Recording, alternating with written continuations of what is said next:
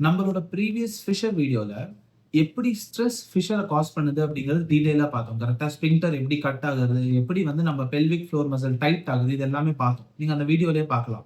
But அந்த வீடியோல இந்த ஃபிஷர, அதாவது ஸ்ட்ரெஸ் ரிலேட்டட் ஃபிஷரை எப்படி ஹேண்டில் பண்றது அப்படின்னு சொல்றேன் அப்படின்னு சொல்லியிருந்தேன். ஸோ இந்த வீடியோல ஒரு 3 டெக்னிக்ஸ் இது வழியா எப்படி வந்து நம்ம இந்த ஸ்ட்ரெஸ் எஃபெக்டிவா ஹேண்டில் பண்ணலாம். அதனால நம்மளுக்கு குடல் ரிலேட்டட் ப்ராப்ளம்ஸ் வராம எப்படி தடுக்கலாம் அப்படிங்கிறது பார்ப்போம்.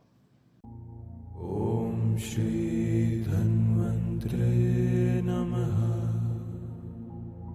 ஸோ ஸ்ட்ரெஸ் அப்படிங்கிறது நம்ம எல்லாருக்குமே இருக்கு டே டு டே லைஃப் ஸ்டைலில், கரெக்டா? பட் இப்போ இந்த மொமெண்ட்ல நான் ஸ்ட்ரெஸ்ஃபுல்லாக இருக்கேன். நான் என்ன பண்றது அப்படின்னா ஒரு சிம்பிள் எஃபெக்டிவ் டெக்னிக் இருக்கு. ஈவன் ஹார்வர்ட் யூனிவர்சிட்டியில இதை வந்து ஸ்டடி பண்ணி கண்டுபிடிச்சது என்ன அப்படின்னா, இதை வந்து 3 பிரெத்ஸ் 2 இன்ஹேலேஷன்ஸ் 1 எக்ஸலேஷன் அப்படின்னு சொல்லுவாங்க. எப்படி பண்ணணும் அப்படின்னா, என்னோடயே சேர்ந்து நீங்க இப்போ வாட்ச் பண்றவங்க பண்ணலாம்.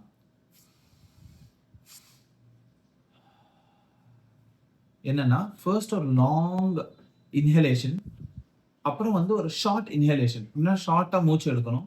எடுத்து அப்படியே இந்த மூச்சை ஃபுல்லா வாயில இருந்து எக்ஸேல் பண்ணணும். இன்னொரு தடவை பண்றேன் பாருங்க.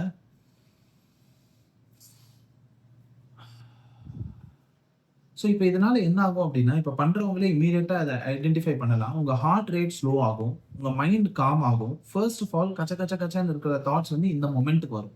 ஒன்ஸ் இந்த மொமெண்ட்டுக்கு வந்த உடனே நெக்ஸ்ட் விஷயம் என்ன பண்ணணும் அப்படின்னா, எந்த விஷயத்தால நீங்க கவலைப்படுறீங்களோ, அது என்னவா வேணா இருக்கலாம். ரிலேஷன்ஷிப்ஸா இருக்கலாம், ஃபேமிலி மேட்டர்ஸா இருக்கலாம், மணி மேட்டர்ஸா இருக்கலாம், என்ன வேணா இருக்கலாம். எந்த விஷயமா இருந்தாலும் இந்த மொமெண்ட்டுக்கு வந்ததுக்கு அப்புறம் நீங்க பண்ண வேண்டிய நெக்ஸ்ட் விஷயம் என்னன்னா, இப்போ இந்த மொமெண்ட்ல நான் கவலைப்படுறதால அந்த விஷயம் மாறப்போதா?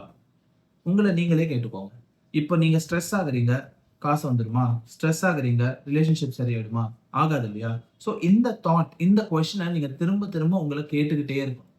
கன்டினியூஸா கேட்க கேட்க இந்த பிரசன்ட்க்கு வந்து வந்து இந்த இன்ஹலேஷன் பண்ணி பண்ணி கேட்க கேட்க அட் ஒன் பாயிண்ட் உங்க மைண்ட் கிளியர் ஆயி, உங்க மைண்ட் ஆட்டோமேட்டிக்கா இந்த கொஸ்டின கேட்டு ஸ்ட்ரெஸ்ஃபுல் சிச்சுவேஷன்ல இருந்து வெளில வர கத்துக்கும். ஒன்ஸ் நீங்க ஸ்ட்ரெஸ்ஃபுல் சிச்சுவேஷன்ல இருந்து வெளில வந்துட்டா, இப்படி இருக்கிற உங்க ஸ்பின்டர் இம்மீடியட்டா ரிலாக்ஸ் ஆகும். அண்ட் ஒன்ஸ் ரிலாக்ஸ் ஆச்சு அப்படின்னா ஃபிஷர் வரதுக்கான சான்ஸும் இருக்காது. கான்ஸ்டிபேஷன், ஐபிஎஸ் இந்த மாதிரி கண்டிஷன்ஸும் வராது. ஓகே, இப்போ எனக்கு ஃபிஷர் இருக்கு. இப்போ என் மோஷன் போற இடம் ஆல்ரெடி டைட் ஆயிடுச்சு. இப்போ நான் என்ன பண்றது? இது 2வது விஷயம். என்ன பண்றது? மோஷன் போற இடம் டைட் ஆயிடுச்சு அப்படின்னா சிட்ஸ் பாத் பண்ணணும். சிட்ஸ் பாத்னா என்ன? மோஷன் போற இடத்துல வெதவெதப்பான தண்ணியை டச் பண்ண வைக்கணும். ஒரு டப் எடுத்துட்டு அந்த டப்ல உட்காரணும். அப்ப என்ன ஆகும்? எப்பயுமே எனிதிங் வார்ம் எக்ஸ்பாண்ட்ஸ் இல்லையா? ஸோ வார்ம்த் பட்ட உடனே அந்த இடம் வந்து அப்படியே ரிலாக்ஸ் ஆகி, அந்த இடம் ரிலாக்ஸ் ஆனதால அந்த ஸ்பின்டர்ல இருக்கிற கட்டுமே ரிலாக்ஸ் ஆகும். அப்போ உங்களுக்கு இம்மீடியட்டா பெயின் குறையும். இது வந்து இம்மீடியட் சொல்யூஷனுக்கு பண்ணலாம். ஸோ இந்த 2 விஷயங்கள், ஒன்னு சிட்ஸ் பாத், இன்னொன்னு பிரசன்ட்க்கு வர்றது. 3வது விஷயம் என்னன்னா, நான் சொன்ன மாதிரி உங்களை நீங்களே கொஸ்டின் பண்ணிக்கிறது. ஸ்ட்ரெஸ் ஆகுறதுனால ஏதாவது வித்தியாசம் ஆக போதா அப்படிங்கிறது.